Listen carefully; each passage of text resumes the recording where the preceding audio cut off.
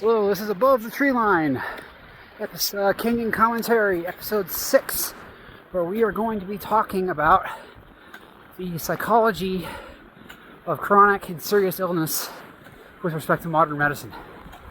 Let's get into it.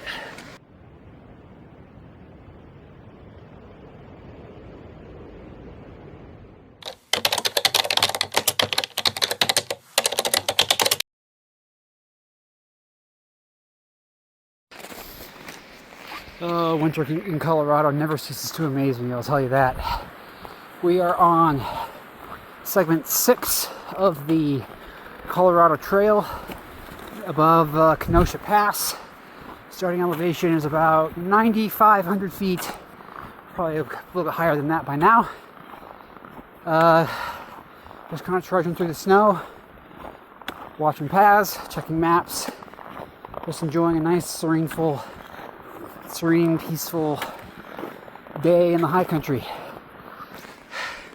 Alright, so part of what brought this up is I saw a video not too long ago about somebody who was diagnosed with a fairly treatable form of cancer and decided to forego conventional treatments in favor of all the trendy stuff that you see online these days. Now, I don't want to disparage anyone's personal choices. It's your body, it's your life. But I want to get into some of the why people act this way. You know, you see a lot of this nowadays with respect to things like vaccines, chronic illness, and serious illness, where people feel like they are at odds with medicine and at odds with their doctors, and that they don't have their best interests at heart. We're coming through trees here, if you can see that. Hello. The first thing I kind of want to say is that I kind of understand where these people are coming from, because as somebody who has spent most of their lives with a chronic condition, not getting clear answers from doctors, not getting even a clear diagnosis, and things appear, look at that, things appear somewhat vague, unclear, uncertain, and we want that kind of certainty when it comes to our health and our lives, because we like existing, we like living. And take a look at this. This is, ain't that something? Just popped out of the trees, and there it is. Colorado's amazing. That's all I'm going to say about that. One of the things that I think people miss with respect to medicine these days is that our perception, our vantage point is pretty skewed with respect to what the danger is.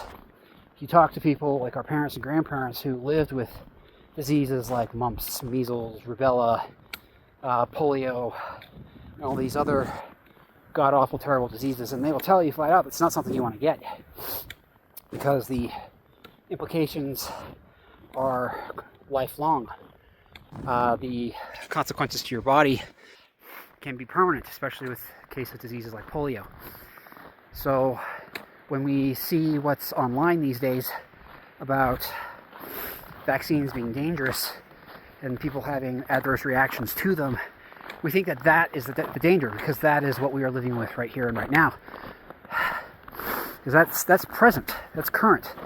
So when we see and we hear that somebody got hurt from a vaccine, we think, oh, what is the real danger? We think our immune systems are designed to fight disease. Well, yes, that's true.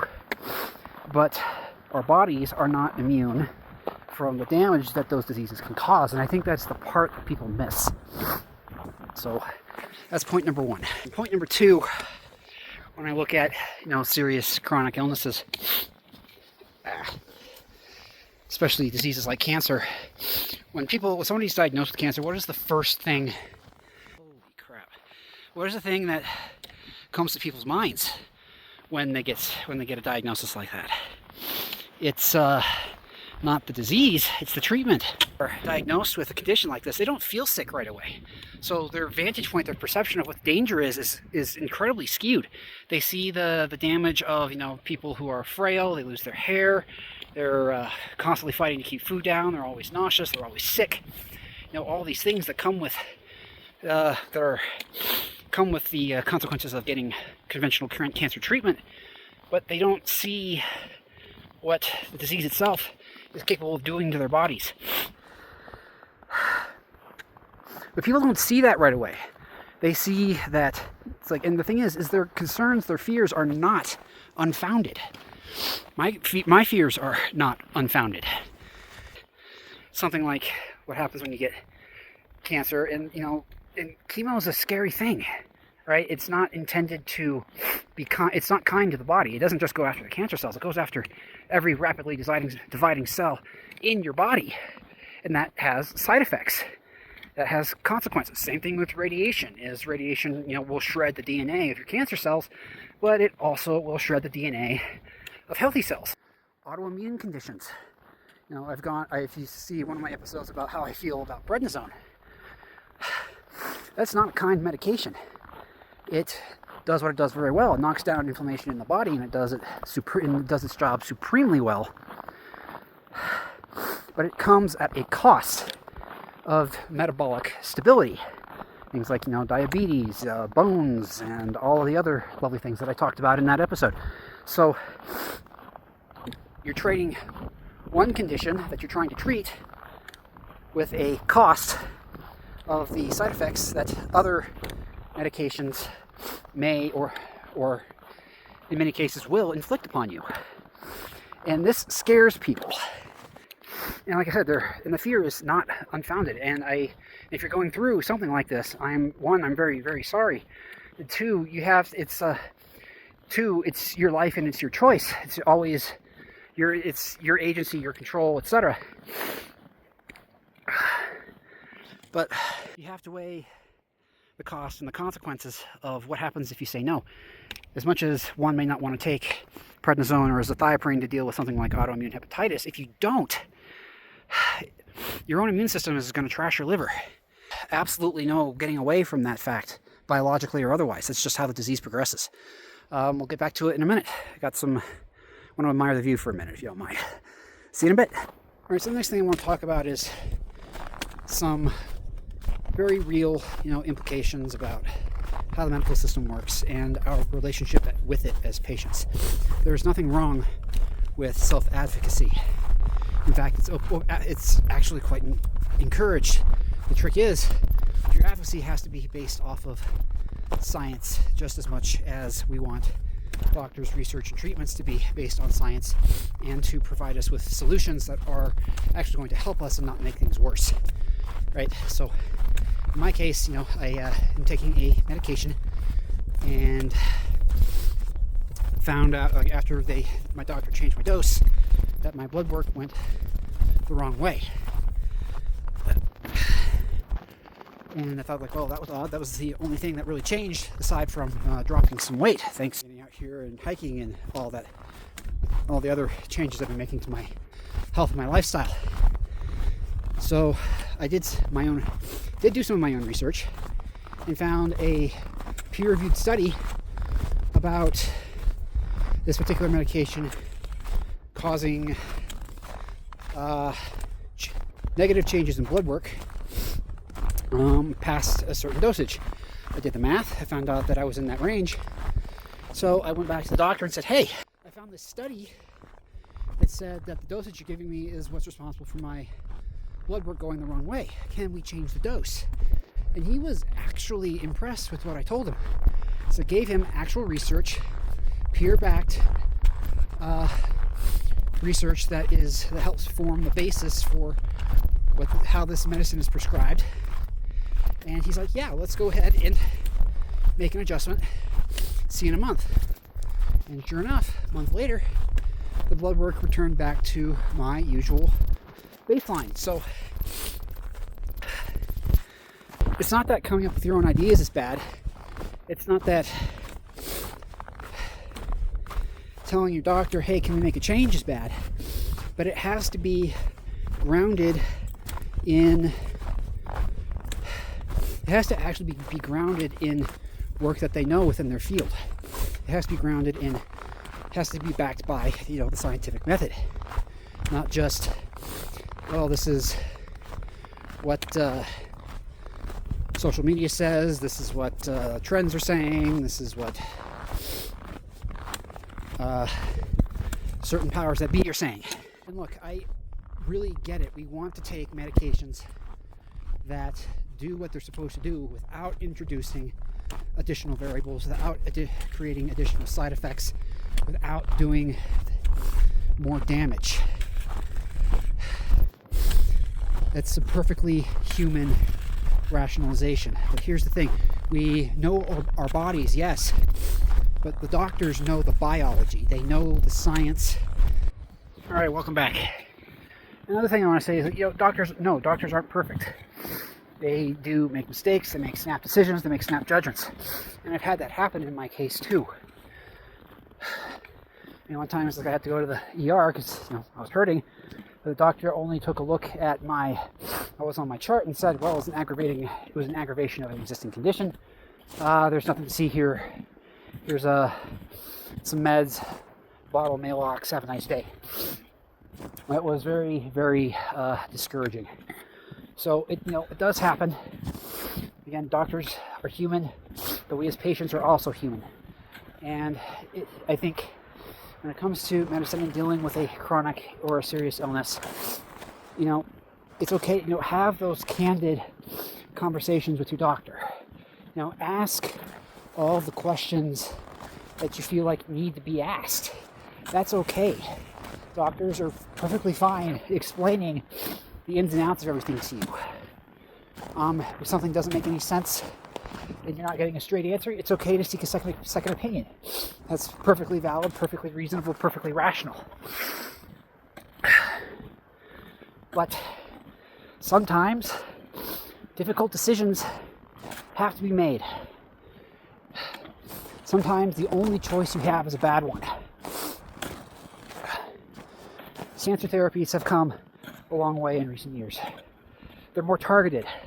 We know more about how these cancer cells work, and we can target them directly and reduce the chances of it affecting other parts of the body. We're getting better at that. There are still plenty of conditions out there that don't have great treatments. There are a lot of autoimmune conditions where you have to be on medication for life. And there are a lot of other degenerative diseases that, well, that's kind of just it. So, yeah, medical science has a long way to go. And I'll be the first to say that I wish medicine would move faster, because it's not a very hopeful thing for research to be done, but it does absolutely nothing to benefit me. Because, well, there's no medicine, there's no treatment out on the marketplace that can do the thing I need it to do. And I will also say that, being out here on the trail like this, trying to get my pre-diabetes under control, getting my weight down, really good things, and have been really good things for my health long term. I feel better more days than not. My body doesn't like it when I sit still. I've got to be out here as often as I can, because my body doesn't react well otherwise. It's just how my physiology works. And it's great, and I love being out here in the mountains. It's beautiful. And it also helps. But this is not going to cure what I have. It might help. It might keep me off the operating table for a while, but it's not going to cure it. Eating the right foods, reducing the amount of junk I consume, that'll help, but it won't cure anything. It won't cure what I have anyway. So, and these things are great additions, I would say. They're great aid to helping with your health, but it's not. If you need to take those awful meds, you need to take those awful meds. Because simply waiting on biology to catch up, or what you think is your biology catching up, well, those cancer cells are not going to stop on their own.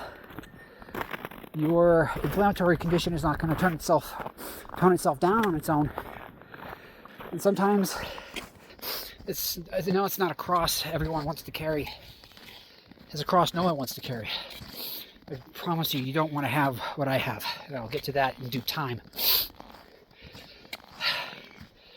But it's not going to stop me from doing what I can. It's not going to stop me from being out here living my life.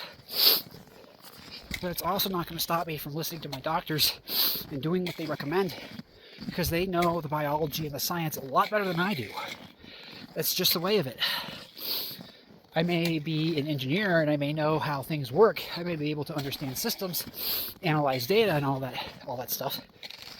But I am not a doctor. I do not know the ins and outs of biology, biochemistry, all these other things that make the body do what it does. I can guess, and I talk to my doctor about those guesses, but more often than not, I get corrected. So if you're a doctor out there and you find this episode, feel free to talk about it. Feel free to rip me to shreds. Feel free to discuss my points at length. Helps the channel get some exposure, and these kinds of debates, these kinds of discussions, I think, are value added. They are helpful, because having a good relationship with your doctor helps you, and it helps your doctor too.